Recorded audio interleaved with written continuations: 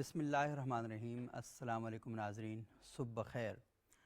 میں جب بھی اپنا پروگرام کرتا ہوں تو پروگرام کا آغاز اس دعا کے ساتھ کرتا ہوں کہ اللہ رب العزت آپ کی صبح انتہائی خوشگوار بنائے اور سارا دن آپ کا انتہائی خوشگوار گزرے۔ لیکن گزشتہ ہفتے دو ایسے واقعات ہوئے کہ وہ صبحیں ہمارے لیے خوشگوار ثابت نہیں ہوئیں۔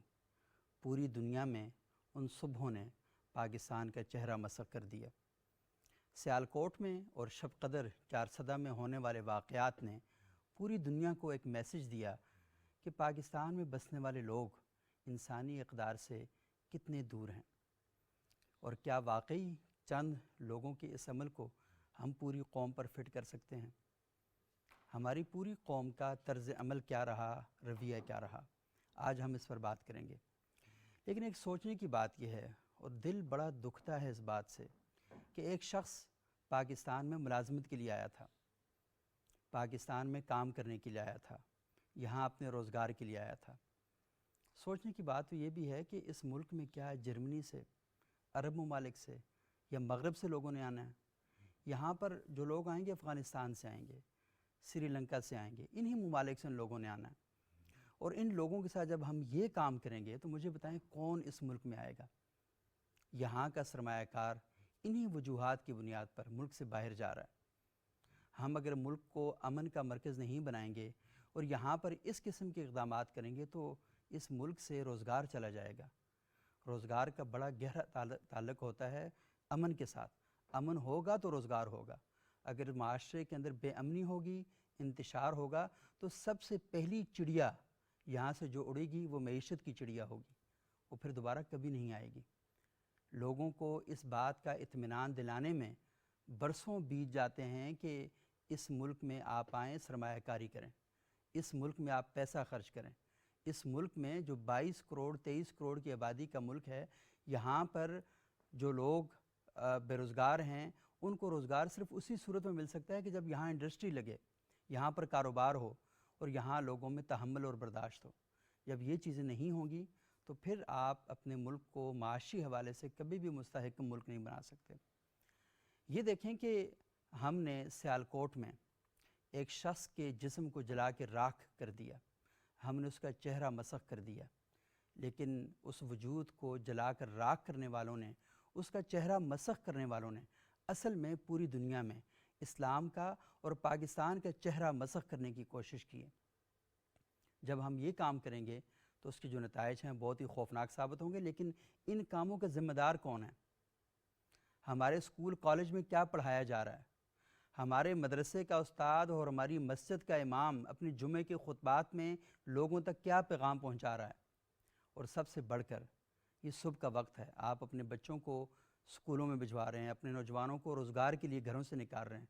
کیا آپ ان کو انسانیت کی تعلیم دے کر بھجوا رہے ہیں؟ کیا آپ ان کو یہ سکھا کے بھجوا رہے ہیں کہ بیٹا گھر سے جانا لیکن کسی کی عزت اور آبرو پر حملہ نہیں کرنا؟ کیا آپ ان کو یہ سکھا کے بھجواتے ہیں کہ تمہارے کسی کام سے ہمارے گھر پر، ہمارے ملک پر، ہمارے مذہب پر اور ہمارے قوم پر آنچ نہیں آنی چاہیے؟ اگر آپ یہ تربیت دے کر نہیں بھیجتے تو اس کا مطلب ہے کہ آپ گھر سے کھانا کھلا کر، گندم کھلا کر کچھ ایسے لوگوں کو سوسائٹی کے اندر بھجوا رہے ہیں کہ جن کے پاس نہ عقل نام کی کوئی چیز ہے اور نہ ہی انسانیت نام کی کوئی چیز ہے۔ کچھ لوگ ایسے تھے جیسے ملک عدنان، جن کی ماں نے ان کو یہ سبق پڑھایا تھا کہ بیٹا نفرت کے سوداگر نہیں بننا، اپنے جسم پر ڈنڈے کھا لینا، تشدد سہ لینا، لیکن مظلوم کے ساتھ کھڑے ہونا۔ اس فیکٹری کے اندر 3 قسم کے لوگ تھے۔ ایک وہ جو تماشے گیر تھے، وہ بے حس لوگ تھے، اور کچھ لوگ وہ تھے جو قتل کے در پہ تھے، اور تھوڑے سے لوگ وہ تھے جو بچانے کے لیے آگے بڑھ رہے تھے۔ پوری قوم نے ان کو اپریشیٹ کیا، ملک عدنان کی ہمت کو، اور ان کے ساتھ جو 3 دوست اور تھے جنہوں نے یہ کام کیا، ان کو پوری قوم سلام پیش کرتی ہے۔ وہ اس وقت پاکستان کے اصل ہیرو ہیں، جنہوں نے پوری دنیا کو یہ پیغام پہنچایا کہ جہاں آگ لگانے والے تھے وہاں تھوڑی سی تعداد میں آگ بجھانے والے بھی تھے۔ میں نے بہت لمبا انٹرو دیا، اس کی وجہ یہ ہے کہ ہمارا دل اتنا دکھا ہوا ہے کہ ہم برسوں محنت کرتے ہیں کہ پاکستان کا امیج پوری دنیا میں اچھا ہم پیش کر سکیں، یہاں پر ٹورسٹ آ سکیں، یہاں پر بزنس مین آئیں، یہاں سرمایہ کار آئیں، اور ایک چھوٹا سا واقعہ ہوتا ہے اس کے بعد ہم پھر 10 سال پیچھے چلے جاتے ہیں. تو ہم سب لوگوں کو اس بات پر غور کرنا ہے. آج اس موضوع پر گفتگو کے لیے ہمارے ساتھ موجود ہیں معروف عالم دین، اسکالر ہیں، ریسرچر ہیں جناب اسرار مدنی صاحب، صدر ہیں انٹرنیشنل ریسرچ کونسل کے. بہت شکریہ مدنی صاحب آپ یہاں تشریف لائے. بہت شکریہ جی. اور ہماری دوسری انتہائی معزز مہمان ہیں جناب رومانہ بشیر صاحبہ، بہت زبردست اسکالر ہیں، مختلف ایشوز پر ریسرچ کرتی ہیں، مسیحی برادری سے تعلق رکھتی ہیں، اور ہمیشہ جب پاکستان میں اس قسم کے واقعات ہوئے تو رومانہ بشیر صاحبہ کی آواز انتہائی بلند ہوتی ہے اور بلند آہنگ کے ساتھ آ کر وہ بات کرتی ہیں. پیس اینڈ ڈیولپمنٹ فاؤنڈیشن کے ایگزیکٹو ڈائریکٹر ہیں. بہت شکریہ رومانہ، آپ تشریف لائیں. مدنی صاحب میں آپ سے بات کا آغاز کروں گا. مجھے یہ بتائیے یہ ہمارے نوجوان کس طرف جا رہے ہیں؟ بسم اللہ الرحمن الرحیم. بہت شکریہ ثبوت صاحب. ایک تو اس طرح کے ایک اہم سماجی معاملے پر جس سے پوری قوم اس وقت دکھی ہے، آپ نے اس پہ توجہ دلائی اور پروگرام کا آغاز کیا. اور جیسے آپ نے شروع میں بتایا کہ یہ انتہا پسندی کی جو مختلف ٹرینڈز ہمارے سوسائٹی میں چل رہے ہیں اور خصوصاً جو اب نوجوان اس کا متاثر ہو رہے ہیں، تو یہ میرے خیال سے رکنے والا سلسلہ نہیں ہے. یہ مزید تباہی کی طرف جائے گا اگر ہم نے اس کا سدباب نہیں کیا اور اس کے لیے ایک لانگ ٹرم پالیسی نہیں بنائی. ہمارے ہاں عموماً ماضی میں اس طرح کے چھوٹے موٹے واقعات ہوتے رہے تو ہم نے اس وقت بھی ایک رد عمل کے طور پر ہم نے اس کو کنڈیم کیا یا اس پہ اسی وقت بات کی اور بات ختم ہو گئی. حالانکہ وہ چیز سرایت کرتے کرتے تعلیمی اداروں تک آ گئی، مذہبی اداروں تک آ گئی، عبادت گاہوں تک آ گئی، یہاں تک کہ وہ وہی اظہار جو ہے وہ سوشل میڈیا پہ آنا شروع ہو گئے جس کے ٹرینڈز آپ دیکھ رہے ہیں روز.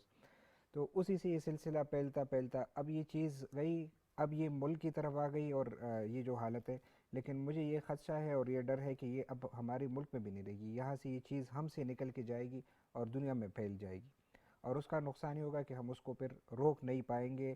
اور جو آپ کہہ رہے ہیں کہ پاکستان کا یعنی ایسے واقعات سے جس طرح پاکستان کا چہرہ مسخ ہوتا ہے، تو میرے خیال سے پوری دنیا میں ہم سے نفرت کرنے لگے گی اور یہ سمجھے گی کہ یہ تو پوری مصیبتوں کی جڑ یہاں گئی ہے. اور وہ میرے خیال سے اس میں ہم ذمہ دار ہے بحیثیت قوم، بحیثیت مذہبی رہنما، بحیثیت تعلیمی ادارے، بحیثیت سول سوسائٹی، بحیثیت میڈیا، بحیثیت ریاست. ابھی تک ہم اس کو مسلسل اس سارے معاملے کو کاؤنٹر کرنے میں، ان لوگوں کو انگیج کرنے میں اور انتہا پسندی کی سدباب کے لیے ہم ناکام رہے. اچھا، یہ آپ نے بڑا اہم بات کی کہ بحیثیت ریاست ہم ناکام رہے، کیونکہ ہم اس ریاست کے شہری ہیں. ریاست میں حکومت بھی شامل ہے، عدلیہ بھی شامل ہے، پولیس بھی شامل ہے، تمام طبقات اس میں شامل ہیں. رومانہ صاحب آپ بتائیے گا، آپ بھی پاکستان کی شہری ہیں، مسئلہ کہاں دکھائی دیتا ہے آپ کو؟ مسئلے کی جڑیں بڑی گہری ہیں. صحیح. وہ اس لیے گہری ہیں کہ پچھلے 4 دہائیوں سے یہ جب کام شروع ہو رہا تھا تو ہم نے اس کو مذمت کر کے چھوڑ دیا.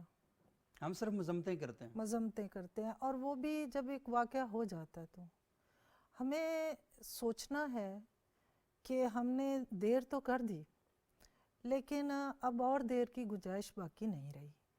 ہمیں ضرورت ہے اس بات کی کہ ہم سوائے مذمت کے اور بھی کوئی قدم اٹھائیں، اور وہ قدم یہ ہے کہ ہم اپنے یوتھ پر توجہ دیں. صحیح.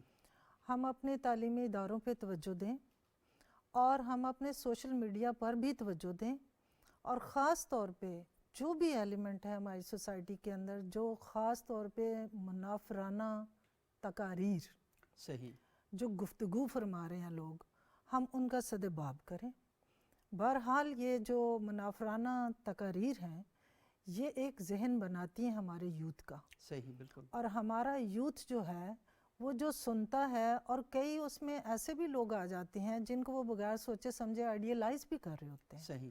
تو جب وہ ان کی بات سن رہے ہوتے ہیں تو اس بات کو وہ اپنے اوپر طاری کرتے ہیں. صحیح. اور پھر ان کو جو ایسے موقع مل جاتے ہیں کہ جہاں 1-2 لوگوں کا آپس میں کوئی جھگڑا ہو گیا، کوئی ڈس ایگریمنٹ ہو گیا، کوئی اختلاف رائے ہو گیا، اور جس معاشرے میں اختلاف رائے نہ ہو وہ تو معاشرہ ہی زندہ نہیں ہوتا. صحیح. تو اختلاف رائے ہونا کوئی بری بات نہیں ہے. ہم اختلاف رائے کو اپنی انا کا مسئلہ بنا کے اس میں ہر قیمت پہ جیتنا چاہتے ہیں. جب ہر قیمت پہ جیتنا چاہتے ہیں تو ہم سیالکوٹ جیسے واقعات کر بیٹھتے ہیں. صحیح. ابھی بھی سیالکوٹ کے واقعہ جو ہوا ہے اس کو جب ہم بڑی باریک بینی سے اس کا جائزہ لیں گے اور اس کے شواہد اکٹھے ہوں گے تو اس کے بہت پیچھے سے بات یہی نظر آئے گی کہ کوئی لوگ ایک یا دو سے زیادہ لوگوں کا آپس میں اختلاف رائے تھا، کوئی کھندک تھی، اس کھندک کو ہم نے ایک بہت بڑا سین کریٹ کر کے، اور ہم نے نہ صرف انسانیت شرما گئی، ہم نے اپنا سر خود جھکا دیا. صحیح، بالکل. اور ہم نے لوگوں کو کیا پیغام دیا؟ کیا ہمارا سب کا سب یوتھ ایسا ہے؟ نہیں. سب کے سب پاکستانی ایسے ہیں؟ نہیں. کیا ریاست ایسا چاہتی ہے؟ بالکل نہیں. کیا ہمارے ادارے اس بات کو سپورٹ کریں؟ بالکل نہیں. لیکن جو ہماری منافرانہ تقریر ہے اس نے جو ذہن سازی کی ہے، اس رویے کا اظہار ہمیں سیالکوٹ کے مظاہرے میں نظر آیا ہے. اور ابھی میں سمجھتی ہوں کہ وہ لوگ جن کو لوگ سن رہے ہیں ذمہ داری سے بیان دیں. دیکھیے یہ بڑی امپورٹنٹ آپ بڑی بات کر ذمہ رہی داری ہیں. سے بالکل بیان ہاں، دیں. کہ رسپانسبلٹی جو ہے، ہم لوگ اس بات کا خیال ہی نہیں رکھتے کہ ہمیں ممبر میسر آ جائے، جلسہ گاہ کا سٹیج میسر آ جائے، اور پھر وہاں پر مقرر شعلہ بیاں وہ جو آگ لگاتا ہے، کیونکہ وہ ہماری آگ ہماری انا کی تسکین کے لیے ہوتی ہے، اور اس قدر اس کے اثرات مرتب ہوتے ہیں کہ ہم یہ سوچ نہیں پاتے کہ عقل کی بات کہاں پر ہے. اور یہ جو جاہل معاشرہ ان کو خطیب لیڈ کرتا ہے، مقرر جو ہوتا ہے نا، وہ پر ان کے جذبات کو بھڑکاتا ہے، ان کے لیے ماحول ایسا سازگار بناتا ہے. یہ مدنی صاحب مجھے تھوڑا سا بتائیں، آپ ماشاءاللہ خود عالم دین ہیں اور پاکستان کی ایک بڑی دینی درسگاہ سے آپ نے تعلیم حاصل کی، تدریس بھی آپ کرتے رہے. یہ کیا مزاج ہے کہ آپ بچوں کو عقل اور خرد کے قریب لانے کے بجائے ان کو اشتعال اور جنون کی طرف لے کے چل رہے ہیں، اور پھر بڑا مزیدار قسم کی چیزیں پھر پیدا کی جاتی ہیں کہ یہ قوم بڑی جذباتی ہے، اور پھر جذبات کو باقاعدہ ایک بنا کے پیش کیا جاتا ہے کہ یہ بڑی زبردست قسم کی چیز ہوتی ہے. جی، آپ نے جو آخری کمنٹ کیا یہ بالکل وہی اصل مسئلہ ہے کہ ایک بیانیہ جو ہے گزشتہ 60-70 سالوں سے یا بلکہ اس سے پرانا، وہ ہمارے ہاں مسلسل ڈیولپ آ رہا ہے، اور اس میں جذباتیت اور غیرت کے دو ایسے عناصر ہیں جس کی ہمیں بڑی بھرپور طریقے سے تلقین کی فریم کیا ہم جاتی نے ہے. لوگوں کو. اور پھر اس تلقین کے بعد ان دونوں کو ملا کے اس کے ساتھ کوئی مذہبی عنوان دے کر ہم اس کا استعمال کرتے ہیں، اور اس استعمال کے بعد لوگوں کا استحصال کرتے ہیں. اچھا، یہ چیز جو ہے جیسے آپ نے ممبر و محراب کی بات کی، اس وقت یعنی یہ ہمارے لیے بہت سارے، میں نے اس سیالکوٹ کے واقعے پر کئی علماء دیکھ لے جو ضلعی کی سطح پر متحرک ہیں، یا وہ ہے کہ 2-3-4 خطبے میرے بریلوی مسلک کے علماء کی بھی نظر سے گزرے جنہوں نے ممبر جمعے کے دن اس کو کنڈیم کیا، اس واقعے کو، بہت جو کہ زبردست. میں بالکل اس کو کہتا ہوں کہ ایک بہت اچھی تبدیلی تھی جو اس میں نظر آئی. صحیح. لیکن مجموعی طور پر اگر آپ خطبات جمعہ کا اندازہ لیں تو صحیح. ایک بار ہم نے ایک تحقیق کی کہ ہم نے 100 خطبات جمعہ کو جمع کیا، صحیح. تو 100 خطبات جمعہ میں سے ایک خطبہ بھی کوئی سماجی موضوع پہ نہیں تھا جو ہمارے معاشرے میں آج کی ضرورت یعنی ہے. 100 خطبہ خطبات ہے جمعہ آپ نے کلیکٹ کیے، ان میں کے سے کوئی ایک خطبہ خطبہ ایسا نہیں بھی تھا جو سماجی مسائل پر. سماجی پہ مسائل پہ ہو، اس ملک پہ اس نوجوان نسل کی تعلیم و تربیت پر ہو. اور اسی وجہ سے اس کا نقصان یہ ہو گیا ہے کہ اب بچے جو ہے جمعے کے دن بھی لوگ نوجوان نماز کے لیے تب آتے ہیں جب کہہ رہے کہ بس اذان ہو جائے اور نماز ہو جائے، وہ خطبہ صحیح. سننے کے لیے آ نہیں رہے مساجد میں یا اسی طرح صحیح. کی درسگاہوں میں. اور اس کی صحیح. بنیادی وجہ یہ ہے کہ انہوں نے الٹرنیٹ ڈھونڈ لیا. اب وہ تعلیم و تربیت کی ایک بنیادی جگہ جو تھی وہ ایک لا تعلق رہے وہاں سے، اور خود ان کو جو چیز ملنی یا رہنمائی ملنی تھی وہ بھی وہاں سے نہیں مل رہی. تو اس وجہ سے ایک تو یہ ہے کہ ایک مسئلہ یہ ہو گیا. اب جب لوگ ہمارے پاس نہیں آ رہے ہیں، ہم ان کو انگیج نہیں کر رہے ہیں اور ریسپیکٹ نہیں کر رہے، تو ہم کہہ رہے ہیں چلو تھوڑا سا تڑکا ڈال لیں. تو تڑکا ڈالنے کے لیے جذباتی نعرے، نفرت پر مبنی تقریریں، چیخ چیخ کر گلا پاڑ پاڑ کے بولنا وغیرہ، یہ جو نئے ٹرینڈز آ گئے ہیں، تو ہم کہتے ہیں کہ چلو اس سے کام ہو جائے گا. تو اس کا جو نقصان ہوتا ہے اور اس کے جو اثرات ہوتے ہیں وہ سیالکوٹ جیسے واقعات کی صورت میں آپ کو اس نظر میں آنا رونما شروع. ہوتے ہیں، اور پھر اس وقت فوری طور پر یہی لوگ جو اس ماحول کو تیار کر رہے ہوتے ہیں، اس کی آبیاری کرتے ہیں، اس کو زرخیز بناتے ہیں، وہی لوگ مذمتوں کے لیے سامنے آ جاتے ہیں. یہ آپ نے بڑی اہم بات کی. اور مدنی صاحب، ہم نے دیکھا کہ گزشتہ جب سے سیالکوٹ کا واقعہ ہوا اس وقت سے لے کر ابھی تک پاکستان میں مختلف مسالک کے اور مکاتبہ فکر کے بڑے نمائندہ اجتماعات ہوئے ہیں، اور ہم نے دیکھا کہ ان اجتماعات میں بڑے بڑے اجتماعات ہیں، پورے پاکستان کی مذہبی قیادت میں بیٹھی ہے. سانحہ سیالکوٹ پر ایک لفظ کسی نے نہیں کہا.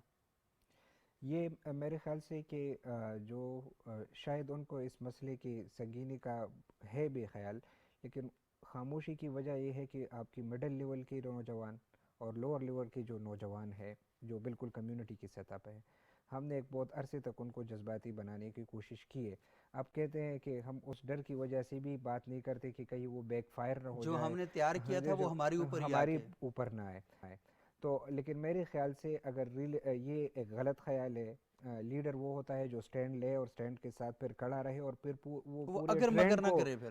وہ ٹرینڈ کو چینج کر سکتا ہے. اگر یہ حقیقی لیڈر ہے اور یہ سمجھتے ہیں کہ ہم اس سوسائٹی کی حقیقی لیڈر ہیں، تو لیڈر تو وہی ہوتا ہے جو سٹینڈ لیتا ہے. نیلسن منڈیلا لیڈر تھا، اس نے سٹینڈ لیا. خود رسول اللہ علیہ وسلم کی زندگی میں ایسے درجنوں صلی واقعات اللہ ہیں علیہ جو انہوں نے وسلم. سٹینڈ لیا تو پھر لیا. تو لیڈرشپ کا تو کمال ہی ہوتا ہے، اور پھر وہ پوری سوسائٹی کو چینج بھی کرتا ہے. تو میرے خیال سے پھر تو میں سمجھتا ہوں کہ یہ ہماری یعنی پوری جو لیڈرشپ ہے شاید وہ حقیقی لیڈرشپ ہی نہیں ہے جو ان جیسے واقعات پہ کھل کے بات نہ کر سکے. اور یہ بڑی امپورٹنٹ بات آپ کر رہے ہیں. اور ہم نے یہ دیکھا کہ داتا دربار ہو یہاں اسلام آباد میں گولڈا شریف میں، ہم نے دیکھا کہ گفتگو ہو رہی تھی اپنے ہی مکاتب فکر کے لوگوں کے خلاف. مطلب ہے کہ پہلے جو مدرسہ، خانقاہ، مسجد، چرچ، سینیگاگ، یہاں سے لوگوں کو اخلاقیات کی تعلیم ملتی تھی. مندر سے، گردوارے سے یہ بات کی جاتی تھی کہ آپ نے پوری انسانی جو ہے اس کے لیے سکھ کا کام کرنا ہے اور اس کے لیے دکھ کا کام نہیں کرنا. لیکن ہم یہ دیکھ رہے ہیں کہ بہت عرصہ ہوا ہمیں ان جگہوں سے جو امن کی بات کرتے تھے، پیار کی بات کرتے تھے، معاشرے میں استحکام کی بات کرتے تھے، وہاں سے وہ آوازیں بلند ہونا شروع ہوئیں جو نفرت پر مبنی آوازیں. اور ایک تو یہ نا کہ دوسرے فرقے کے خلاف ہوں، دوسرے مذہب کے خلاف ہوں. یہ تو شاید پہلے بھی ہوتی تھیں کوئی عقلی لیول پر، لیکن اب اپنے مسالک کے خلاف، اپنے ہی مکتبہ فکر کے خلاف یہ آوازیں بلند ہوگی. تو رومانہ صاحبہ یہ جو ٹرینڈ 20-25 سال ہو گئے میں دیکھ رہا ہوں کہ بڑی تنظیمیں ہیں پیس بلڈنگ کے لیے کام کر رہی ہیں، سیمینار کروا رہی ہیں، ورکشاپس ہو رہی ہیں، ٹیچر ٹریننگ پروگرام ہو رہے ہیں، یوتھ انگیجمنٹ پروگرام ہو رہے ہیں. یہ نتیجہ کیا نکالا آپ لوگوں نے؟ یہ کیا نکل گیا ہے سارا ہمارے سامنے؟ یہ آپ کا سوال بڑا اچھا ہے کہ اتنے سال کام کرنے کے بعد ہم خود کو بھی سوالیہ نشان کے ساتھ دیکھتے ہیں کہ ہم نے کیا کیا ہے. صحیح. مجھے لگا کہ یہ جو تنظیمیں کام کرتی ہیں لوگوں کو جوڑنے کے حوالے سے، ٹریننگز ہوتی ہیں، کانفرنسز ہوتی ہیں، یہ تھوڑی ہیں. اور اب جو اس کے اگینسٹ کام کرنے والے لوگ ہیں وہ زیادہ ہو گئے ہیں. جیسے اعزاز صاحب نے کہا ہے کہ جو ہے نا گراس روٹ لیول پہ یوتھ ہمارا، وہ اس کو ہم انگیج ہی نہیں کر پا رہے. صحیح. اس لیے نہیں کر پا رہے کہ ایک مڈل لیول کا جو پڑھا لکھا یوتھ ہے یا اس سے اوپر ہے، وہ تو آرگنائزیشنز بھی اس کو انگیج کر رہی ہیں، لیکن جو گراس روٹ لیول پہ ہے اور جو صرف اس ایک اعلان پر کھڑا ہے کہ کسی بھی مسجد سے ایک دم اناؤنسمنٹ ہوتی ہے کہ یہ ہو گیا ہے تو جلدی پہنچیں، وہ یوتھ ان کے اس اعلان کے پیچھے کھڑا ہے اور وہ کر جاتا ہے جو اس کو کہا جاتا ہے اور وہ سوال کیے بغیر ایکٹ کرتا ہے. صحیح. اس یوتھ کو انگیج کوئی نہیں کر رہا. اس یوتھ کو ہمیں اس کے لیے خاص طور پہ ایک اسٹریٹجی بنانی چاہیے اور ان کے لیول پہ جا کے ہمیں ان کے ساتھ بیٹھک کر کے ان کو صحیح. ان کی ذہنی آبیاری کرنے کی ہمیں ضرورت ہے. انہیں ہم باہر پیچھے نہ چھوڑ دیں کہ اچھا جی اب ان کے لیے تو ہم ٹریننگ ہی ارینج نہیں کر سکتے. ہر لیول کے لوگوں کو آپ انگیج کرنے کے لیے اسٹریٹجی اس لیول کی بنانے کی ضرورت ہے، چاہے ہم اسٹیٹ لیول پہ بنا رہے ہوں اور چاہے ہم آرگنائزیشنز بنا رہے ہوں.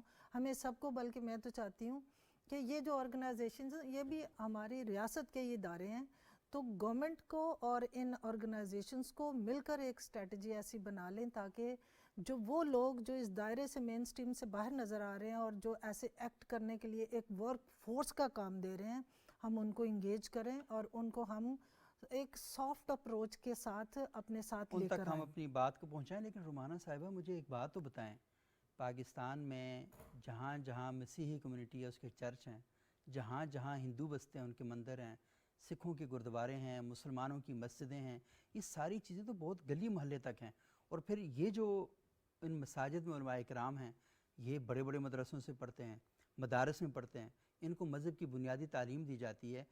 ٹھیک ہے حکومت کوئی اسٹریٹجی بنا لے گی، لیکن کیا یہ جو سارے طبقات ہیں جو مذہبی رہنما ہیں جو اس بات کا دعویٰ کرتے ہیں کہ سوسائٹی میں ہماری بہت بڑی ضرورت ہے، تو ان سے پوچھا جاتا ہے آپ کی کیا ضرورت ہے، وہ کہتے ہیں ہم قوم کی اخلاقی تربیت کرتے ہیں، ہم ان کی اخلاقی رہنمائی کرتے ہیں، اور پھر اس کے بعد یہ جو ہمارے گھر ہیں، گھر سب سے بڑا انسٹیٹیوٹ ہے، بچہ وہاں سے سیکھتا ہے نا ساری چیزیں، تو یہ سارے کر کیا رہے ہیں؟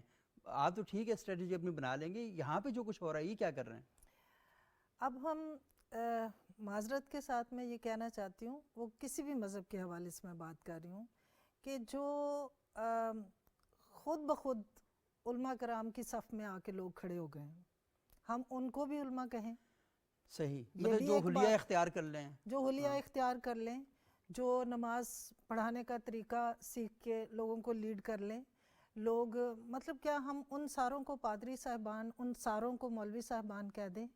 کیا ہمیں ادھر بھی ڈفرینشیٹ کرنے کی ضرورت ہے؟ ویسے دیدی میں آپ کو ایک کیونکہ بات بتاؤں، سوری آپ کی بات سے میں اختلاف کروں گا، آپ کی بات کسی حد تک تو ٹھیک ہے، لیکن جن لوگوں کی آوازیں میں نے سنی ہیں نا فساد پھیلانے والی، انتشار پھیلانے والی، وہ بڑے مدرسوں سے فارغ ہیں، بہت نمایاں شخصیات ہیں، اور وہ جس طریقے سے آگ بھڑکا رہی ہیں نا، وہ شاید جس کو آپ کہہ رہی ہیں نا کہ وہ ان پڑھ ہوگا، اسے پتہ نہیں ہوگا، اس کا دائرہ شر بہت محدود ہے، یہ جو بڑی بڑی آوازیں ہیں نا اور بڑے بڑے گلے ہیں جن کے سوشل میڈیا پر لاکھوں فالورز ہیں، ان کی فساد کا دائرہ بہت بڑا ہے۔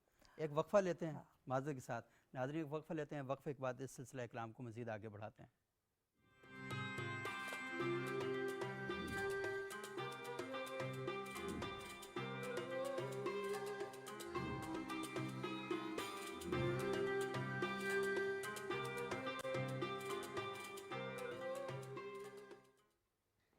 ناظرین وقفے کے بعد ایک بار پھر پروگرام میں خوش آمدید۔ آج ہم گفتگو کر رہے ہیں کہ جو سانحہ سیالکوٹ ہوا، سانحہ شب قدر ہوا، اور پھر یہ صرف یہ دو واقعات نہیں ہیں، بے شمار واقعات ہیں جو پاکستان میں ہو رہے ہیں۔ کسی ذہنی طور پر معذور شخص سے کوئی ایسا واقعہ سرزد ہوا تو لوگ تھانے تک جا پہنچے، تھانے توڑ دیے، تھانوں کو آگ لگا دی، اور لاک اپ سے باقاعدہ ملزم کو نکال کے، ایک پاگل آدمی کو نکال کے اس پر اپنے حملہ کیا، اس کی لاش کو جلا دی، اور مطلب کوئی ٹرسٹ نہیں کر رہا کہ ہاں قانون بھی کوئی چیز ہوتی ہے نہیں ہوتی، اور ایک ایسا بے ہنگم طبقہ ہے نوجوانوں کا، پتہ نہیں اس کے پاس کام کوئی نہیں ہے، اس کی مینٹیلٹی کیسی کریٹ کر دی گئی ہے، ان کی تربیت کا کوئی اہتمام موجود نہیں ہے، سب تماشائی بن چکے ہیں، کسی شخص کو اس بات کی فکر نہیں ہے کہ ہمیں مسیحائی بھی کرنی چاہیے، سب تماشائی بنے ہوئے ہیں، اور اس بات کی فکر ہی نہیں ہو رہی کہ اس ملک کو ہم نے اون کرنا ہے، اس سوسائٹی کو ہم نے اون کرنا ہے۔ اس پر گفتگو کی ملک عزیز پاکستان کے بڑے معروف عالم دین ہیں جناب جاوید احمد غامدی صاحب۔ جاوید احمد غامدی صاحب نے اس بارے میں کیا کہا، ذرا سماعت فرمائیں۔ یہ جو قتل ہے، اس طرح کا قتل جیسے کہ اور جیسا یہ درد انگیز قتل ہوا ہے، تو یہ سب جتنے ہیں یہ ان کے کھاتے میں لکھے گئے ہیں، اور قیامت میں جواب دہ ہونا پڑے گا ان سب طبقات کو کہ انہوں نے یہاں یہ کیا روایت ڈالی ہے۔ یہ کاش اندازہ کر سکتے کہ اگر یہ اس کا ہدف بنے ہوتے تو ان کے کیا جذبات ہوتے۔ تو اس لیے میرے نزدیک یہ ضروری ہے کہ ہم اس کا شعور پیدا کریں، اس معاملے میں جو کچھ دین کا حکم ہے صفائی کے ساتھ بیان کریں۔ زندگی اور موت کے فیصلے تو آسمان پر ہوتے ہیں، اور لوگوں کو بتائیں کہ یہ کیا چیز ہے جو آخری درجے میں غلط ہے، اور جس کا ارتکاب جو شخص بھی کرتا ہے وہ زمین پر اللہ کے نظم کو چیلنج کرتا ہے۔ یہ محض کسی انسان کے خلاف اقدام نہیں ہے، یہ خدا کے احکام کے خلاف اقدام ہے، چھوٹا سا قدم نہیں ہے۔ یہ قرآن کا صریح اعلان ہے اس معاملے میں کہ کسی آدمی کو بھی کسی کی جان مال آبرو کے خلاف اس طرح کوئی اقدام کرنے کا حق نہیں ہے۔ مجھے بھی اس پہ اللہ کی پناہ مانگنی چاہیے، اور میں ان سب لوگوں کو بھی یہی کہتا ہوں کہ وہ اپنے گریبان میں جھانکیں اور دیکھیں کہ ان کا طرز عمل اس معاملے میں کیا رہا ہے۔ غامدی صاحب نے بڑی کلیئر کٹ، انتہائی مختصر الفاظ میں اور بڑی جامعیت کے ساتھ انہوں نے اپنا نقطہ نظر بیان کیا ہے، اور بات بھی صحیح یہی ہے کہ آپ کو کس نے یہ اختیار دیا ہے کہ آپ خود سے اٹھیں، خود ہی الزام لگائیں، خود ہی وکیل بن جائیں، خود ہی جج بن جائیں، خود ہی فیصلہ کریں اور خود ہی سزا دے دیں؟ یہ اختیار آپ کو دیا کس نے ہے؟ کیا مذہب کی تعلیمات نے آپ کو یہ اختیار دیا؟ کیا سماج کی تربیت نے آپ کو یہ اختیار دیا؟ یہ اختیار آپ کے پاس ہے ہی نہیں ہے۔ علامہ طاہر اشرفی صاحب نے اس بارے میں بڑی دلچسپ گفتگو کی ہے، آئیے تھوڑا سا وہ سنتے ہیں کہ وہ بتا رہے ہیں کہ بنیادی وجہ کیا ہے، یہ کیسے یہ سارے کام ہو رہے ہیں۔ یہ اتنا حساس معاملہ ہے رسول اللہ صلی اللہ علیہ وسلم کی ناموس کا کہ ہم سب کی جانیں، مال، عزت، آبرو سب کچھ قربان. لیکن اگر کوئی رسول اللہ صلی اللہ علیہ وسلم کا نام اپنی اغراض کے لیے اور اپنی ذات کے لیے اور اپنے مفادات کے لیے اور اپنے مال کے لیے اور قبضوں کے لیے استعمال کرے اور کسی غریب کو صرف اس لیے جو ہے وہ بند کروا دیا جائے کہ وہ اس کا مخالف ہے، تو اس شخص کو اسی قانون کے تحت کیوں نہیں پکڑا جانا چاہیے؟ جو ظلم اور بربریت اور سفاکیت وہاں پر کی گئی ہے اس کے خلاف آج پورے ملک میں ایک کنسنسس ہے. تو یہ جو کنسنسس ہے ہمیں اس کو لے کے آگے بڑھنا چاہیے، اس پہ بات کرنی چاہیے کہ آئندہ اس طرح کا کوئی واقعہ نہ ہو. طاہر شریف صاحب نے بڑی بنیادی بات کی ہے کہ آپ کے ذاتی مفاد ہیں، ذاتی چپقلش ہے، ذاتی ایشوز ہوتے ہیں جن پر آپ ناموس رسالت کی چادر اڑا دیتے ہیں اور پھر آپ لوگوں کو توہین رسالت کا، توہین مذہب کا الزام لگا کر قتل کر دیتے ہیں. اور آپ نے دیکھا کہ خوشاب میں بینک مینیجر پر یہ الزام لگایا گیا کہ یہ شخص توہین رسالت کا مرتکب ہے، اور وہ شخص آلریڈی مطلب کوئی ایسے کام کر رہا تھا کہ سوچا ہی نہیں جا سکتا کہ وہ کوئی ایسا کام کر سکتا ہے. جب تحقیق ہوئی، تفصیل پتہ چلی تو علم ہوا کہ جو سیکورٹی گارڈ تھا وہ ٹائم پر نہیں آتا تھا، وہ وقت کی پابندی نہیں کرتا تھا، اور اس نے جواز بنایا اور پھر لبیک کے نعرے لگاتا ہوا ایک غلط کام کر کے اس نے اللہ کے رسول صلی اللہ علیہ وسلم کا مقدس نام استعمال کیا ایک غلط کام کرنے کے لیے. اور پھر دوسرا آپ نے اس واقعے کے اندر بھی دیکھا کہ اس نے یہ جو بینک فیکٹری کے مینیجر تھے انہوں نے کچھ لوگوں کو، وہ کام نہیں کرتے تھے، جاب سے نکالا تھا، اور کچھ لوگوں سے کہا تھا کہ کام ٹھیک طریقے سے کریں، کیونکہ آپ کسی فیکٹری میں کام کر رہے ہیں تو ٹھیک طریقے سے کام نہیں کریں گے تو نتیجے کے طور پر فیکٹری ڈاؤن ہو جائے گی، بے روزگاری بڑھے گی، کام پروڈکشن نہیں ہوگی تو آپ کو تنخواہیں کہاں سے ملیں گی. تو کیونکہ ہمیں کام کا کہا جائے نا تو وہ کسی نے بڑا اچھا کہا تھا نا کہ کم جوان دی موت ہے. تو اگر کام کا کہا جائے تو پھر ہمیں تکلیف ہوتی ہے کہ ہمیں کوئی کام کا کیوں کہہ رہا ہے. تو ہم اصل میں شہزادوں کی زندگی گزارنا چاہتے ہیں. ہمیں گھر والے کام کا کہیں تو ہمیں تکلیف پڑتی ہے، ہمیں ماں باپ کہہ دیں کہ بیٹا یہ کام کر لو تو پھر ہمیں پریشانی ہو جاتی ہے. اسکول میں ٹیچر یہ کہہ دے کہ ہوم ورک کر کے لانا ہے تو اکثر اوقات اگلے دن آدھی جو کاپیز ہوتی ہیں نا وہ کام ان پہ نہیں ہوتا. تو ہمارا مجموعی مزاج یہ ہے کہ ہم سب کچھ کر سکتے ہیں، کام ہم نہیں کر سکتے، کوئی ایسا کام کہ جس سے کوئی پروڈکشن ہو، چیزیں بہتر ہوں. اور پھر آپ یہ دیکھ لیں کہ میں بڑی سماجی لیول پر جو گفتگو ہوتی ہے وہ کر رہا ہوں کہ میٹرک میں نا جب بچے ایگزام میں فیل ہو جاتے تھے یا ان کے نمبر کم آتے تھے، پتہ وہ کیا کہتے تھے؟ یار مارکنگ اس وقت بڑی سخت ہوئی ہے. وہ یہ نہیں کہتے تھے کہ ہم نے تیاری صحیح نہیں کی، ہم نے پڑھا صحیح نہیں ہے، وہ مارکنگ بڑی سخت ہوئی ہے. اور اگر فیل ہو جاتے ہیں نا تو یہ نہیں کہتے کہ میں فیل ہو گیا. انہوں نے کہا اچھا عبدالرشید بھی فیل ہو گیا اور سلیم بھائی بھی فیل ہو گئے ہیں، وہ تو بڑے قابل تھے، دیکھیں وہ بھی فیل ہو گئے اس مرتبہ. ہم لوگوں نے جواز اپنے لیے نکالے ہوتے ہیں کہ اپنے کام نہ کرنے کے لیے، محنت سے بھاگنے کے لیے ہمارے پاس بے شمار دلائل ہیں، اور ہم محنت سے بھاگنے کے لیے ایسے ایسے دلائل دیتے ہیں نا کہ اگلا بندہ کنونس ہو جاتا ہے. رومانہ صاحبہ یہ مجھے بتائیں، پہلے میں وقفے سے پہلے آپ کے ساتھ بات کر رہا تھا کہ یہ جو آوازیں ہیں پاکستان کے اندر یا دنیا میں ہم دیکھتے ہیں، آپ نے کہا کہ یہ ان پڑھ لوگ ہوتے ہیں یا علماء کے لبادے میں آ جاتے ہیں، لیکن جو آوازیں پاکستان میں بلند ہو رہی ہیں یہ کوئی ان پڑھ لوگ نہیں ہیں اور نہ ہی علماء کے لبادے میں آئے ہوئے ہیں. نہیں بالکل ٹھیک ہے، میں نے بالکل نہیں کہا کہ وہ سب کے سب ان پڑھ لوگ ہیں، بلکہ جو آوازیں منظم ہیں اور جو اونچے چبوترے پہ کھڑی ہو کے اونچی آوازیں لگائی جا رہی ہیں، صحیح، وہ بالکل پورا معاشرہ ان کو سن رہا ہے اور ان کے فالورز صحیح، بہت زیادہ ہیں. صحیح، وہ لوگ ہیں جو اوپر کھڑے ہو کے صحیح، ایک پیغام نیچے چھوڑتے ہیں، صحیح، اور نیچے جو گراس روٹ پہ ہمارا یوتھ ہے وہ ان پیغامات پہ سوال اٹھائے بغیر ایکٹ کرتا ہے. صحیح، وہ اس لیے کرتا ہے ایکٹ کیونکہ وہ اوپر سے جو آنے والی آواز ہے وہ اس پہ یقین رکھتا ہے، جو یہ کہا جا رہا ہے یہ بالکل ٹھیک کہا جا رہا ہے. کیونکہ ہم نے سوال اٹھانے اور سوچنے کا جو سپیس ہے وہ اپنے یوتھ کے لیے نہیں چھوڑی ہے.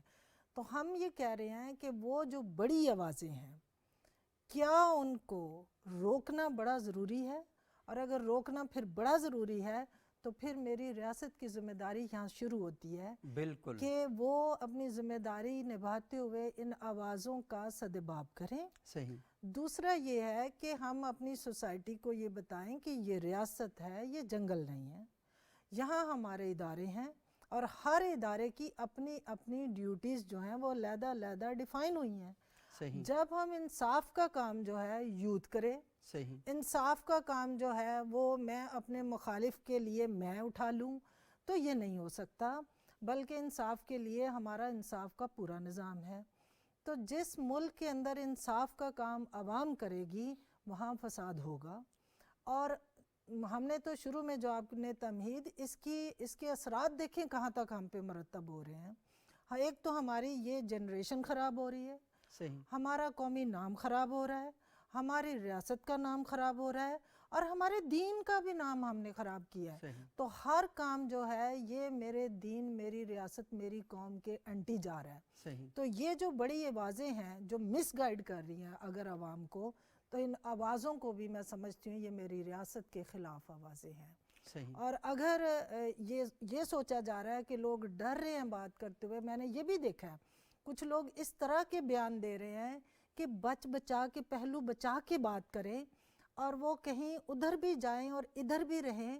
وہ سوچ رہے ہیں کہ اگر ہم نے کھل کے سیالکوٹ کے واقعہ کی مذمت کر دی تو ہمارا بیانیہ جو ہے وہ اتنا پسندیدہ نہیں سمجھا جائے گا سوسائٹی میں، تو کہیں ہمیں بھی ناپسندیدہ شخصیت قرار نہ دے دیا جائے۔ میں سمجھتی ہوں کہ حق اور سچ کی بات دین کی بات ہے، تو ہمیں کھل کے بات کرنی چاہیے۔ میں تو اس فورم سے آج بھی کہہ رہی ہوں، 2015 میں جہان آباد میں 2 دھماکے ہوئے 2 چرچز کے اندر۔ صحیح اس کے بعد جو بھی 2 لڑکے وہاں سے پکڑے گئے، وہاں کے یوتھ نے ان 2 لڑکوں کو جلا دیا، مارا بہت بری طرح سے، انہوں نے جلا دیا۔ یہ یوحنا آباد میں جب چرچ پہ حملہ ہوا تھا چرچ اس پر پر 2 حملہ، مسلمان لڑکوں کو جب 2 مسلمان لڑکوں کو مسیحی یوتھ نے وہاں پر، زیادہ میجورٹی وہی تھی، تو میں یہی کہہ سکتی ہوں انہوں نے جب جلایا اور مارا ان کو، تو وہ اقدام بھی غلط تھا، سیالکوٹ کا اقدام بھی غلط تھا، اور کوٹ رادھا کشن کا اقدام بھی غلط تھا۔ بہت وہاں بھی خوفناک۔ 2 میاں بیوی کو پہلے بہت مارا، ٹریکٹر کے پیچھے باندھ کے گھسیٹا، پھر وہ ان لڑکی کو حاملہ تھی، وہ حاملہ تھی، اور پھر ان دونوں کو جلتے ہوئے بھٹے میں پھینک دیا، ہم نے گرل کر دیا انسانوں کو۔ تو میں بڑی دست بستہ یہاں گزارش کرتی ہوں اپنے لوگوں سے، پاکستانیوں سے، کہ یہ ہم جو کچھ بھی کر رہے ہیں ہم دین کی خدمت نہیں کر رہے، ہم اپنی قوم کی خدمت نہیں کر رہے، ہم اپنی ریاست کے لیے کچھ اچھا نہیں کچھ کر نہیں رہے۔ کر رہے، اور ہم مطلب جو کرنے جا رہے ہیں، خود میرا خیال یہ ہے کہ ہمارے بڑوں کو اس وقت اس بات پر غور کرنے کی ضرورت ہے، اور یہ بڑے گھر سے سٹارٹ ہوتے ہیں اور ریاست تک جاتے ہیں۔ جاتے یہ ہیں۔ سارے بڑے کیا کر رہے ہیں؟ اسرار بھائی مجھے بتائیں کہ انہوں نے کہا کہ ریاست کی ذمہ داری ہے، قرارداد مقاصد موجود ہے، نیشنل ایکشن پلان موجود ہے، امن کمیٹیاں بنی ہوئی ہیں، اس کے علاوہ پاکستان کے قانون میں کوئی شخص بھی کھڑا ہو کر اسلام کے خلاف قانون سازی نہیں کر سکتا، اسلامی نظریاتی کونسل موجود ہے، وفاقی شرعی عدالت یہاں پر موجود ہے، اچھا وزارت مذہبی امور موجود ہے، مائنارٹی سے متعلق اور ہم آہنگی کی وزارتیں یہاں پر موجود ہیں۔ میں گننے پہ آؤں نا تو شاید مجھے شام ہو جائے، اتنے ادارے یہاں پر موجود ہیں، اور اس کے باوجود ہم لوگ مطمئن نہیں ہو رہے۔ جی، یہ کیا پرابلم کہاں پر ہے؟ خوف کہاں میرے پہ خیال ہے؟ سے کہ اس کے اسباب بھی ہمیں تلاش کرنے ہوں گے، کہ جو انسیکیورٹی کا جو یہ یہاں پر جو مذہب کے حوالے سے جو انسیکیورٹی مسلمانوں میں، کیونکہ یہاں پر صرف یہ نہیں ہے بلکہ یہ 95% تو مسلمان ہیں، وہ آپس میں رہ رہے ہیں، اس میں بھی جو اہل سنت ہے وہ ایک بڑی میجارٹی ہے۔ تو ہم صرف یہ نہیں کہتے کہ ہمیں دیگر مذاہب سے یہ پتہ نہیں یہ کہاں سے آ رہا ہے کہ ہم انسیکیور محسوس کر رہے ہیں، مسالک ایک دوسرے سے انسیکیورٹی محسوس کر رہے ہیں، مدارس ایک دوسرے سے کر رہے ہیں، مختلف مذہبی سیاسی جماعتیں ایک دوسرے سے کر رہے ہیں، اور پھر یہ ہے کہ یہ مذہبی سیاسی جماعتیں سارے دن مختلف سیاسی جماعتوں کے ساتھ ان کا لین دین ہے، تعلقات ہے اور ملتے جلتے ہیں، لیکن جب وہ اپنے جلسوں میں آ جاتے ہیں تو وہ پھر کہتے ہیں کہ ان کا ایجنڈا کوئی اور ہے، ہمارا ایجنڈا کوئی اور ہے، وہ مغربی ایجنڈا ہے، ہم کوئی اور ایجنڈا لے کے آئے ہیں۔ تو میرے خیال سے یہ جو کنفیوژن ہے ہماری لیڈرشپ کی سطح پہ، وہ ہمارے ہاں نیچے منتقل آ رہی ہے، جو ایک بڑی بنیادی وجہ ہے، اور اسی پہ پھر ہم سازشی نظریات پروموٹ کرتے ہیں، کنسپیریسیز تھیوریز، اور وہ ہم ٹریچر میں بھی بڑے نمایاں ہوتے ہیں۔ صحیح، بالکل۔ مجھے یاد ہے کہ ملالہ یوسفزئی کے حوالے سے آپ نے ایک سٹائر سا لکھا تھا، جی ہاں، اس وقت تو 5-6 مذہبی رسائل نے اس کو شائع کیا، اور انہوں نے کہا کہ جی وہ ایجنڈا بے نقاب ہو گیا، کہ ملالہ جو ہے وہ بیرونی ایجنٹ قرار نہ، ہاں، اس کے اور بعد وہ لوگوں نے میری کافی احترام کیا کہ اچھا آپ نے ایک حقیقت واضح کر دی، اور تنزیہ مضمون میں نے لکھا تھا کہ پاکستانی سوسائٹی جو ہے وہ کس طریقے سے سوچتی ہے. اس کنسپریسی تھیوریز پہ یقین رکھتی ہیں. اور آپ حیران ہوں گے کہ اس کے مقابلے میں کریٹیکل تھنکنگ جو اس کا ایک بنیادی وجہ ہے جس کو یعنی تنقیدی شعور ہم پیدا کر لیں وہ نہیں ہے. اسکول رٹا بازی، مدرسے میں رٹا ہی لگائے جا رہے ہیں. تو جو تنقیدی فکر ہے اگر وہ نہیں ہوگا تو تحلیل اور تجزیہ کسی کی نہیں کر سکتے. فیک نیوز پہ ہم یقین رکھتے ہیں اور اسی پہ اتنے بنیادی ہم نے بنائی ہوتی ہے کہ بس اوقات ٹی وی چینلز پہ بھی وہی سیاستدان یا ہمارے قائدین بیٹھ کے جلسے بڑے بڑے جلسے سیمینار میں بھی وہ کہانیاں سناتے ہیں اور لوگ اس پہ یقین کرتے ہیں.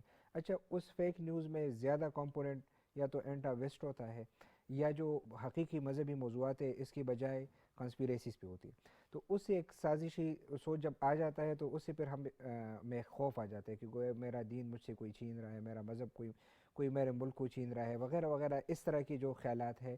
تو میرے خیال سے کسی بھی مینورٹی میں شاید اتنی انسیکیورٹی نہ ہو جو کہ ہمارے یہاں کے اکثریت سوسائٹی میں پائی جاتی ہے. مطلب اکثریت کو یہ بتایا جاتا ہے نا کہ تمہارا عقیدہ بالکل فرنٹ لائن پہ کھڑا ہوا ہے، یہ گر سکتا ہے، تمہارا جو اور کسی قوم اقلیت ہے نے اس کو یرغمال بنایا ہے. ہاں یہ ارغمال بنایا ہوا ہے اور پوری دنیا آپ کے خلاف ہے اور آپ تباہ و برباد ہو جائیں گے، ہم لوگ آپ کے محافظ ہیں. یعنی خوف بیچا جا رہا ہے. خوف کا سوداگر جو ہیں یہاں گلی گلی بازار بازار میں پھر رہے ہیں اور لوگوں تک یہ بات پہنچائی جا رہی ہے کہ دیکھیں یہ جو ہے نا یہ تو پاکستان کو تباہ کرنے کی سازشیں ہو رہی ہیں. پاکستان کو کوئی بھی تباہ نہیں کر سکتا. اب وہ جو یعنی جو آپ نے چارسدہ کی بات کی، جی ہاں، تو چارسدہ میں اس شخص کی شکل و صورت کو آپ دیکھ لیں، اس کی جو مطلب وہ کیا اسلام کو چارسدہ نقصان میں یا ایبٹآباد میں ابھی حالیہ جی دنوں میں تو بالکل وہ کیا نقصان پہنچا دے گا. وہ خود مطلب ذہنی معذور ایک بندہ ہے جس کو سمجھ بھی نہیں ہے. اچھا پھر واقعی کی جو تنقیدی فکر ہے اس میں تحلیل تجزیہ بڑا مشکل ہوتا ہے. ہوتا یہ ہے کہ کسی بھی مقدس اوراق کو ہمارے ہاں یہ ایک پرانا سلسلہ ہے کہ یا تو دریا میں ڈال لیتے ہیں یا زمین میں دفن کر لیتے ہیں اور بعض اوقات لوگ جلا بھی لیتے ہیں دیتے ہیں. تاکہ مطلب اس کی توہین نہ ہو یا اس کو محفوظ کرنے کے لیے. اور یہ تینوں ٹرینڈ ہمارے سوسائٹی میں ایسی نہیں مطلب کئی سالوں سے چل رہے کہ لوگ کر رہے ہیں. اب میں اس میں سے کچھ اوراق کو ضائع کر کے میں نے کہا کہ اس کی بے حرمتی نہ ہو، اس کو محفوظ کرنے کے لیے کسی نے اس طرح کیا اور دوسرے مخالف بندے نے کہا کہ جی اس نے تو قرآن کو جلایا، تو اس پہ لوگ آ جاتے ہیں اور وہ اس کی تباہی جو ہے. اچھا اس کا جو نقصان ہوتا ہے وہ اسلاموفوبیا کی صورت میں ویسٹ میں نکلتا ہے. صحیح. پھر ٹیری جونز جو ہے ان ٹرینڈس کو کاپی کر کے وہ قرآن مجید کو کی توہین کرتا ہے اور اس طرح کے واقعات. اچھا ہماری سوسائٹی میں کہہ رہا ہوں کہ وہاں سے سیکھنے کی ضرورت ہے. میں وہاں گیا تو میں نے پوچھا کہ ٹیری جونز کے ساتھ جو امریکی مسلمانوں کا سلوک کیا رہا ہے جس نے قرآن مجید کی بے حرمتی کی، تو انہوں نے کہا کہ یہاں کے سول سوسائٹی تنظیموں نے آپس میں اتحاد کیا اور تقریباً 400 لوگ اس کے چرچ میں جاتے تھے ہر ہفتے پریئرز کے لیے، اور مسلمان اور مسیحیوں نے اس کا بائیکاٹ کیا. اب 10 سے 11 لوگ اس کے پاس جا رہے ہیں. انہوں نے کہا کہ تم نے قرآن کی بے حرمتی کی، تو تمام مسیحی اور مسلمانوں نے اتحاد کیا کہ ہم اس کی جو تعداد اس کا بائیکاٹ کر دیا. اس کا بائیکاٹ کر دیا. تو اب اگر اس کا بائیکاٹ کر دیا، اس کے پاس چرچ میں کوئی آ رہا ہے تو اس کی تو ایک سوشل حیثیت یعنی اس کو اپنے مقام اور مرتبے سے گرا دیا. ہمارے ہاں یہ ہوتا ہے کہ پھر ہم جو جتنا واویلا اور فساد بناتے ہیں اور پھر ہیرو بنا لیتے ہیں، اور اس ٹرینڈز کی وجہ سے پوری دنیا کو ہم یہ پیغام دے رہے ہوتے ہیں کہ یہ ہماری کمزور پہلو ہے. اور دیکھیں یہ آپ بات کر رہے تھے، میرے ذہن میں قرآن کی 2 آیات ہیں. ایک تو یہ وَإِذَا خَاطَبَهُمُ الْجَاهِلُونَ قَالُوا سَلَامًا کہ جب اس طرح کے نیچ ذہن لوگ آپ کو ملیں تو اس نے جان چھڑائیں، اعراض برتیں. اور دوسرا ہے کہ وَأَعْرِضْ مِنَ الْجَاهِلِينَ کہ جب آپ بات نہ سمجھنے والے لوگ ہوں اور اپنی انا کے اوپر، اپنے حسد پر، اپنی جلن پر اور بغض اور کینہ پر کھڑے ہوئے ہوں تو وَأَعْرِضْ مِنَ الْجَاهِلِينَ آپ ایسے جاہلوں سے اعراض برتیں. ان کو لفٹ کروانے کی ضرورت نہیں، ان کی بات سننے کی ضرورت نہیں. اور ہماری فقہ تو یہ باقاعدہ کہتی ہے کہ 3 لوگوں پر جو اللہ کا قانون ہے وہ عمل درآمد نہیں ہو سکتا. بچہ جب تک بالغ نہ ہو جائے، سویا ہوا جب تک جاگ نہ جائے، اور پاگل جب تک ذہنی طور پر ٹھیک نہ ہو جائے. تو ہم نے پاگلوں کو بھی سزا دی، ہم نے سوئے ہوئوں پر بھی حملے کیے اور ہم نے بچوں کو بھی نہیں چھوڑا. یہ اے پی ایس کے واقعے میں دیکھیں نا، چھوٹے چھوٹے بچے ہم نے مار دیے. اور کیا کہتے ہیں کئی جگہ پر لوگ سوئے ہوئے تھے، ہم نے حملے کیے اور جلا کے راکھ کر دیا ہم نے ان کو. تو ہم قرآن سے دور ہیں، اور ہم فقہ دلچسپ سے یہ دور کہ ہیں. یہ سارا جیسے آپ نے مثال دی قرآن اور حدیث کی، خود جلانا یعنی مطلب یہ ہے کہ وہ حضرت ابوبکر صدیق جب رضی اللہ عنہ جب لشکر بھیجتے تھے کفار سے جہاد کے لیے تو اس کو یہ صاف کہہ دیتے کہ بھئی کسی کا مسئلہ نہیں کرنا ہے, کسی کو جلانا نہیں, کسی کی قید کو متاثر نہیں کرنا, بچوں کسی کے کا تحفظ مسئلہ کرنا نہیں ہے, کرنا یعنی خواتین کہ اس کے مسخ نہیں کرنا, مسخ نہیں کرنا اس کے چہرے کو. جلانا جو ہے وہ تو کہہ رہے کہ کسی کو بھی اللہ تعالیٰ نے فرمایا کہ یہ تو اللہ تعالیٰ نے پیدا کیا, اللہ تعالیٰ کو یہ حق ہے کہ وہ کسی کو جلائے جو ابھی غامدی صاحب نے بڑی اچھی بات کی اس پر, بالکل ہاں. اور دیکھیں وہاں پر تو یہ بات ہمیں کی کہ آپ نے درختوں کو نقصان نہیں پہنچانا, آپ نے جانوروں کو نقصان نہیں پہنچانا, اور ہم لوگ سارا کچھ کر رہے ہیں اور اپنے آپ کو مسلمان بھی کہتے ہیں. تو میرا خیال یہ ہے کہ مذہب کی توہین کا الزام لگانے والا سب سے بڑا مذہب کی توہین کا مرتکب ہو رہا ہے. رومانہ صاحب آپ مجھے بتائیں کہ ابھی ہم نے مذمت بھی سنی ہے بہت سے لوگوں کی. سلیم صافی صاحب نے ایک پروگرام کیا اور اس پروگرام میں ہم نے دیکھا کہ مولانا فضل الرحمان صاحب تھے, مفتی تقی عثمانی صاحب تھے, علامہ امین شہیدی صاحب تھے, ساجد میر صاحب, مختلف مکاتب فکر کے علماء کرام موجود تھے. انہوں نے واقعے کی مذمت کی, لیکن کچھ مذمتیں اگر اور مگر کے ساتھ ہو رہی تھیں. دیکھیں حکومت نے ماضی میں ایسے کام کیے کہ جس کی وجہ سے عوام کو اعتماد نہیں رہا. یعنی ہم عوام تک یہ پیغام پہنچا رہے ہیں کہ اگر حکومت کوئی کام نہیں کرتی تو پھر آپ نے وہ کام کرنا ہے. اچھا, کئی جگہوں پر تو یہ ہو سکتا ہے کہ مثال کے طور پر آپ کی گلی محلہ صاف نہیں ہے, میونسپل کمیٹی والے کام نہیں کر رہے, تو آپ خود وہاں صفائی کریں. یہ تو ہم بالکل نہیں کرتے. ایسا بھی تو ہوتا ہے نا کہ حکومت نے بتایا ہوا ہے جی کہ یہ چیز اتنی قیمت پر بیچنی ہے, ہم تو وہاں پر نہیں کرتے کہ حکومت نے کیا ہوا ہمیں یہ نہیں کرنا چاہیے. تو ہاں ٹیکسیشن کے ایشو پر تو حکومت کہتی ہے کہ آپ ٹیکس دیں, تو وہاں تو آپ نہیں دیتے. یعنی فراڈ کی آپ بدترین شکل ہیں کہ آپ ایسے لوگوں کو سپورٹ کر رہے ہیں کہ جو غلط کام کر رہے ہیں اور ہم ان کے لیے دلائل اور جواز گھڑ رہے ہیں.